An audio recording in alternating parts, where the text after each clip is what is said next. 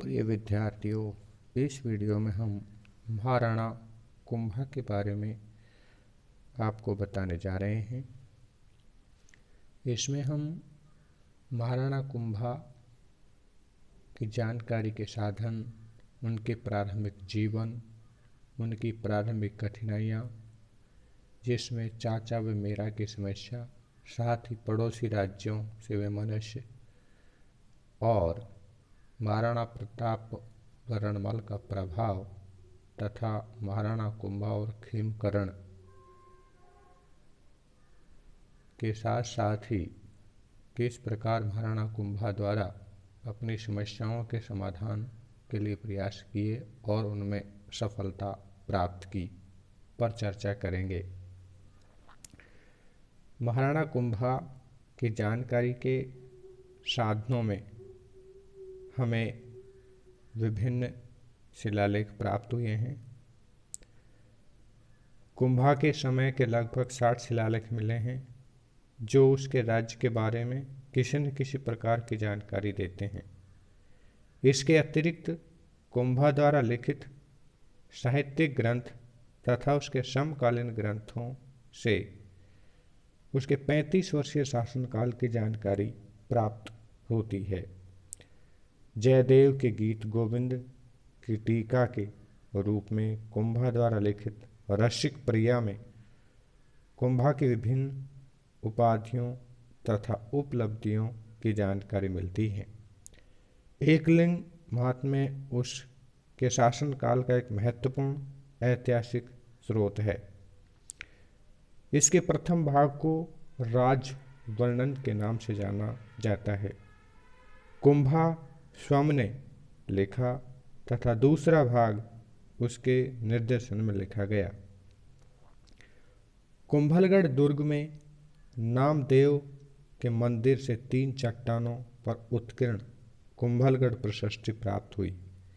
यह प्रशस्ति मौलिक रूप में पत्थर की 5 चट्टानों पर उत्कीर्ण करवाई गई थी, जिसमें से 2 चट्टानें वर्तमान में नष्ट हो चुकी हैं।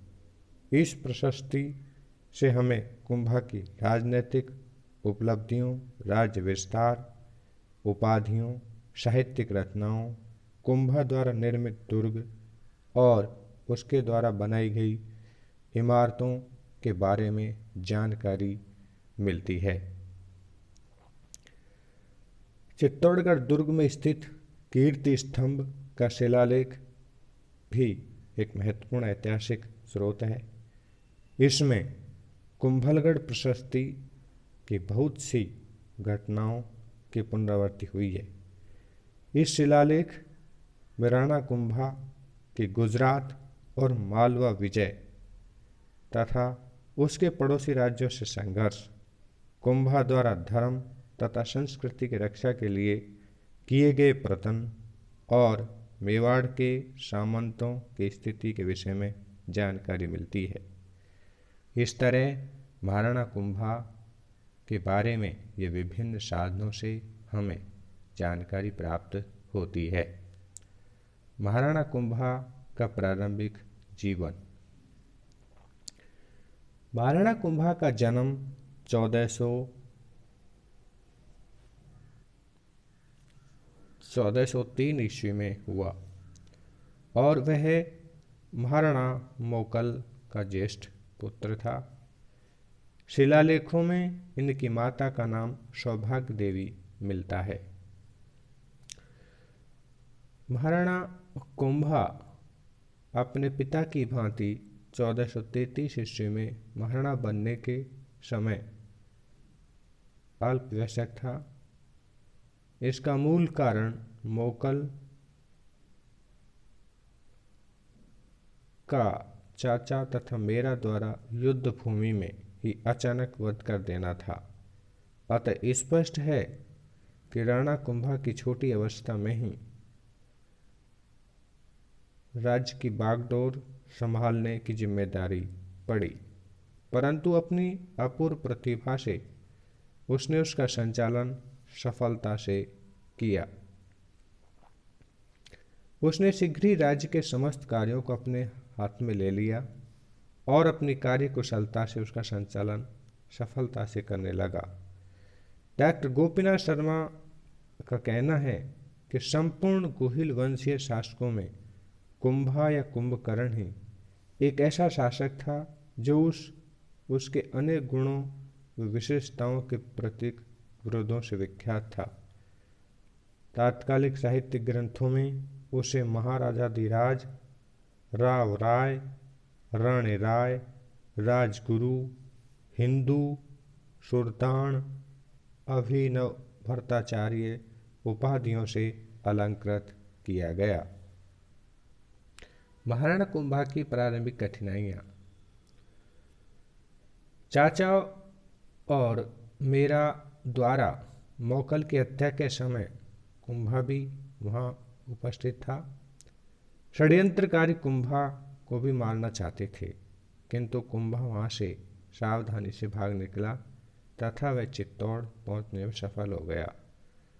मौकल के स्वामी भक्त सामंतों ने उसे राणा घोषित किया। राजकुमार कुंभा ने राणा बनते ही अपने आप को चारों ओर से कठिनाइयों से घिरा महसूस किया। महाराणा कुंभा के लिए सबसे बड़ी कठिनाई उसे अपने पितामह के पुत्रों चाचा व मेरा से थी। इन दोनों ने अन्य सामंतों के साथ मिलकर उसके पिता मौकल की हत्या की थी। वो इससे भी संतुष्ट नहीं हुए। वो किसी भी प्रकार मेवाड़ राज्य पर अपना अधिकार जमाना चाहते थे। अपने उद्देश्य की प्राप्ति के लिए उन्होंने मेहपा पंवार को अपने पक्ष में कर लिया था तथा मौकल की हत्या के बाद वे दक्षिण के पट्टी कोटरा के पर्वतीय क्षेत्र में छिपकर स्थानीय भीलों की सहायता से अपनी शक्ति को सुदृढ़ और मजबूत करने का प्रयास कर रहे थे। कुंभा के लिए इन पितृहंतों से बदला लेना आवश्यक था।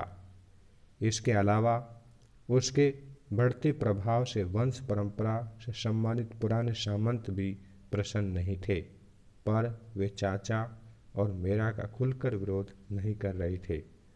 उसे उनका भी मुकाबला करना था। मालवा व गुजरात के मुस्लिम शासक मौकल के शासनकाल में ही मेवाड़ के समीप के प्रदेशों पर अपना अधिकार करने का प्रयास कर रहे थे। पड़ोसी राजपूत शासक भी इस स्थिति का लाभ उठाते हुए मेवाड़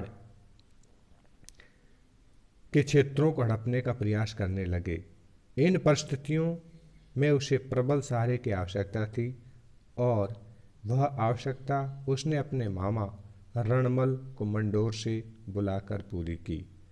इस प्रकार विद्यार्थियों, इस समय महाराणा कुंभा के सामने अनेक परिस्थितियाँ आई और उन परिस्थितियों का सामना करने के लिए उसने अपने मामा रणमल का सहयोग चाहा। राव रणमल का मेवाड़ आने पर ये स्थितियां उसे कुछ सरल दिखाई देने लगी। महाराणा मौकल के मारे जाने का समाचार सुनकर मंडोर के राव रणमल ने अपने सिर से पगड़ी उतारकर फेंटा बांध लिया और प्रतिज्ञा की कि जब तक चाचा और मेरा मारे न जाएंगे तब तक मैं सिर पर पगड़ी धारण नहीं करूंगा। हम इस स्थिति से ये कह सकते हैं कि रणमल पूरी तरह से अब महाराणा कुंभा की समस्याओं के समाधान के लिए अपना प्रयास कर रहा था और उसे भी ऐसे ही दृढ़ प्रतिज्ञ सहायक की समय आवश्यकता थी। मेवाड़ आकर रणमल ने महाराणा से भेंट की और महाराणा को विश्वस्त किया कि वह उनके मंतव्य को पूर्ण कराने में पूर्ण सहयोग देगा। रणमल के आने पर कुंभा ने उसके साथ मिलकर पिता के हत्यारों के विरुद्ध कदम उठाने की योजना बनाई। राठौड़ सेना तथा सिसोदिया सेना को संयुक्त रूप से उसने चाचा और मेरा के विरुद्ध भेजा। सेना ने भीलों को अपनी ओर मिलाकर जिस पहाड़ी भाग में वो दोनों छिपे थे उसे घेर लिया। चाचा और मेरा मारे गए। वह उसके समर्थक भागकर माडू के सुल्तान की शरण में चले गए। इस प्रकार महाराणा कुंभा ने रणमल की सहायता से अपने पिता के हत्यारों का दमन किया, जिसके फलस्वरूप मेवाड़ की राजनीति में रणमल का प्रभाव बढ़ने लगा। अर्थात हम कह सकते हैं कि महाराणा कुंभा और रणमल का जो प्रभाव है अब बढ़ा। रणमल ने अपनी स्थिति सुदृढ़ करने के लिए चित्तौड़ के महत्वपूर्ण प्रशासनिक पदों पर अपने विश्वास पात्रों को नियुक्त करना प्रारंभ किया। उसे ये विश्वास था कि मेवाड़ की समृद्धि से वह अपनी शक्ति मजबूत कर सकता है। इसमें संदेह नहीं कि रणमल ने राणा कुंभा की महत्वपूर्ण सेना के साथ साथ सेवा की। रणमल ने राणा कुंभा के विरोधी नरेशों को दबाने में भी सहायता दी थी, परंतु फिर भी राणा कुंभा रणमल के बढ़ते हुए प्रभाव से चिंतित था, विशेषकर जब रणमल ने चूड़ा के भाई राघव देव को, जो स्थानीय सरदारों का नेता था, षड्यंत्र से मरवा दिया। तब राणा उसके प्रति अत्यधिक संस्कृत हो उठा। राघव देव को मरवाने का कारण यह था कि चाचा और मेरा के विरुद्ध सैनिक कार्रवाई करते समय उसके पक्षकार राजपूतों की लड़कियों को रणमल अपने कैंप में ले गया और अपने राठौड़ सामंतों से कहा कि इन लड़कियों को वो अपने अंतपुर में डाल ले। जब राघव देव को रणमल के इस कुकृत्य का पता चला तो वह रणमल के डेरे में गया और उन लड़कियों को अपने डेरे में ले आया। इस घटना से रणमल राघव देव परस्पर विरोधी हो गए। उसने राघव देव के विरुद्ध महाराणा के कान भरना प्रारंभ किया। राणा उसके प्रभाव में आ गया और एक दिन अंगरखा पहनते समय राघव देव को महाराणा कुंभा के सामने ही 2 राजपूतों द्वारा रणमल ने मरवा दिया। इस प्रकार की स्थिति देखकर महाराणा कुंभा यह सोचने के लिए मजबूर हो गया कि रणमल अब अपनी शक्ति बढ़ाने का प्रयास कर रहा है, अर्थात आगामी समय में रणमल भी मेरे लिए समस्या बन सकता है। अतः उसने इस समस्या के समाधान का भी प्रयास किया और आगे जाकर इसमें हम ये देखेंगे कि रणमल की भी हत्या या उसे मरवा दिया जाता है। इसके अलावा जब रणमल ने राठौड़ सैनिकों में वृद्धि करना आरंभ कर दिया तो राणा कुंभा उसकी शक्ति से और भी भयभीत हो गया। उसे डर था कि अगर वह रणमल की शक्ति को कम नहीं करेगा तो स्थानीय सरदारों में असंतोष बढ़ जाएगा। ऐसी स्थिति में राणा को अपने राज्य में उसने कोई सहयोग नहीं मिल सकेगा। अतः कुंभा ने रणमल के विरुद्ध सिसोदिया गुट का समर्थन करना शुरू कर दिया। उसने अपने विरोधी चाचा के पुत्र अक्का और महपा पंवार को क्षमा दान देकर उसे माडू से चित्तौड़ लौटने की अनुमति दे दी। डॉक्टर ओझा का कहना है कि मेवाड़ में रणमल के बढ़ते प्रभाव से दुखी होकर महपा और एक्का स्वयं मालवा से आकर महाराणा के चरणों में आ गिरे और अपने अपराध की माफ़ी मांग ली। महाराणा ने उन्हें क्षमा कर दिया। उनका मेवाड़ आना रणमल को अच्छा नहीं लगा।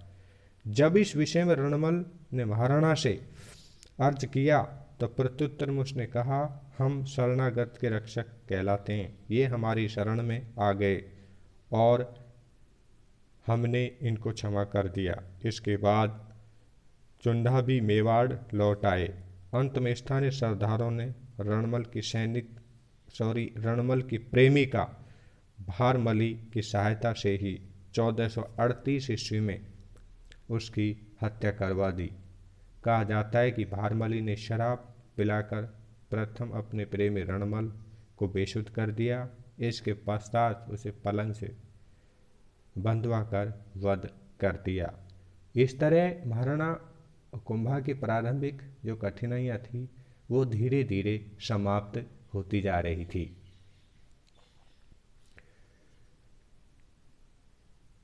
राणा कुंभा और खेमकर्ण। रणमल का मेवाड़ की राजनीति पर प्रभाव समाप्त होने से सिसोदिया राजपूतों की स्थिति अवश्य सुदृढ़ हो गई, परंतु कुंभा अपने पारिवारिक झगड़ों को समाप्त नहीं कर सका। कुंभा तथा उसके सौतेले भाई खेमकरण के संबंध में अब भी तनावपूर्ण थे।